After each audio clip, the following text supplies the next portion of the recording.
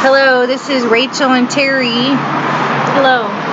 with the INFJ group. And so before we get started, we wanted to talk about a product that was given to us for free. And it's called the Lotus, Sacred Lotus Tea Tumbler. And it's $27 on Amazon, and I'll put the description below. But here's where you would put your tea or your fruit. And they just want to offer something that helps you live in the moment and enjoy yourself. Take some time. So, for fruit or tea, to live in the moment. Thank you. So, we're going to talk about the INFJ group and INFJs meeting INFJs. Now, Terri and I have been talking for months, and this is the first time that we're meeting. So, do you want to talk about your experience, or what do you think about the group? Well, I think the group is a really great thing that was created because, we are 2% of the entire population with this whole personality type. So, and because we are so rare, it's hard to find each other. So I really just love how this day and age with social media, how we are able to have this platform so we can just meet people from all over the globe that have the same personality type and just have that support group. So I really like it. So, we've spent a lot of time on the phone, emails, and texting, talking. And I have personally spoken with Aaron, who kind of runs the group, and also Eric, another INFJ. So, have you been able to speak with other INFJs in the group? Yes, I've loved Rachel, of course, Aaron, also Eric. I've called him and talked to him, a few times, and he's given me great advice on things that I've been dealing with. But other than that, these are the only people that I've actually been talking to. And it's not to say that I don't want to talk to anybody else, because I do. I want to meet so many more INFJs. You know, especially people that are, especially INFJs of color, because I am a person of color. So I would love to meet more people that are, like me. But I guess you were going to say, how did you find out that you were an INFJ, and when did you find out? Right. So you can go first. I didn't find out until I was 36. And it was an accident because if you're looking at empaths, a lot of them will come up with information for an INFJ. So it just came across it by accident, started showing up in the feed, and everything I was looking into and everything I was reading about and everybody I was talking to, it felt like I was home. So instead of feeling like I was isolated, instead, being bullied by the world and stuff, I just felt accepted and at home about it. I know that some people talk about taking the test, and yes, I took the test, but, I just think that it's easy for the test to be misleading sometimes, so, don't be discouraged if you feel like, you fit in there, but, it's not showing up as a result. So, tests are flawed too. So, anyway, how did you find out? I found out last year, so 2018. I can't remember if it had to have been earlier in the year. I remember it was cold outside, so it must have been February or so. So it was cold. But what happened is I was just exploring on YouTube, and there was in my recommendations there was this video, and it said signs that you are the rarest personality type in the world. Now, it didn't say what the personality type was, but I just clicked on the video, and at first it was saying, these few symptoms, do you do this? Has this happened to you? Do you feel this? Do you feel that? And, all the answers, I said yes, and it said, then you are an INFJ, which stands for, of course, introvert, intuition, feeling, judgment. So when I found that out, I did a lot more research. So I looked up more videos on YouTube about it. I went to Google and look up a bunch of different symptoms, and it just clicked so well to me. Then the last thing I took was the test, and then I got the personality type. So you know, I kind of already knew that it was me even before I took the test. I will agree with her that the test is kind of flawed, you know, but whatever feels right with you, you should just know that you are. And when I found out that I was, it just made me so happy. It made me realize that, like, I'm not as weird as people said I was. I'm not as different, but I'm just very rare. And I even have it tatted on me, so I'll show you. You want to see? Oh, see? Hi, INFJ. Oh, yeah. So she said, Yay. So that tattoo is like a year old. Yes, it is. Like, it was the first tattoo of 2018 that I got. Not my very first tattoo, but like in the summer I got it tatted on me. Like, ever since then, I've just had this whole new sense of confidence, and I just feel so much better about myself because I know, like, there's nothing wrong with me. Because I know a lot of us growing up, they say, like, well, what's wrong with you? What's wrong with her? Right. But, you know, there's nothing wrong with us. We're just different. We're rare. Right. So how do you feel about relating to other people? Like, you feel like you can relate to most of the stuff? Like, when I'm talking to other INFJs, they'll be like, oh, I do this. And I'm like, I do the same thing. I'm like, and I always thought it was strange. But it wasn't. Yeah, it's crazy because, like, even though we're, like, from totally different backgrounds, totally different ages, we are kind of similar within ourselves. And it's like the stuff that we see, like, what other people see as quirks, it's like that. I do the same exact thing. So it's comforting to know, like, you're not as different as you may say you are, because there are people out there like you.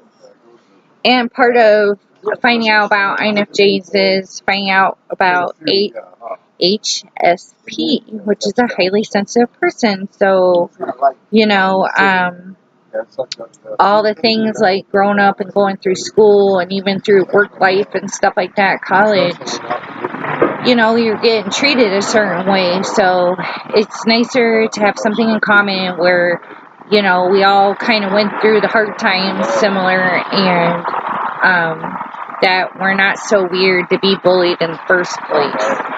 So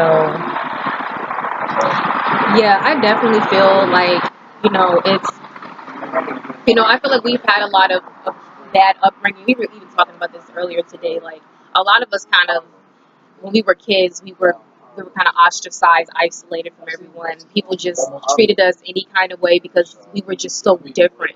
And I think, like, as children, people just didn't understand us. They didn't know how to handle us. So when you're different and people can't understand you, then kids naturally revert to the negative, and they just treat you any kind of way, and they bully you, they ostracize you. But as adults, we realize that we are all different, you know, and like, as an adult now, like, I've been blooming and blossoming and just really, you know, just being very sure of myself. Like, I used to be very insecure, but when I found out I was an INFJ, like, that insecurity kind of just went out the window. yeah. So then there's struggles. So there's a lot of similar struggles we have, and you know, it's nice to have somebody to relate to and find solutions. So, you know, if I was trying to talk about my issues with somebody else, they're not going to tell me how to get through the situation. But if you talk to somebody else who's an INFJ, they'll be like, hey, you know, I know there's not a lot you can do, so let's talk about how to get through it. You know, they're not going to be the ones that is like, you should just stay home, or you just need to do this. You know, they're going to be the ones that kind of counsel you, like counselor, how to get through it. So they call us the counselor. Yeah, or how to cope with it after. So especially in social situations, like, you know, when you have to be around family, or there's some event or something like that. So what do you think?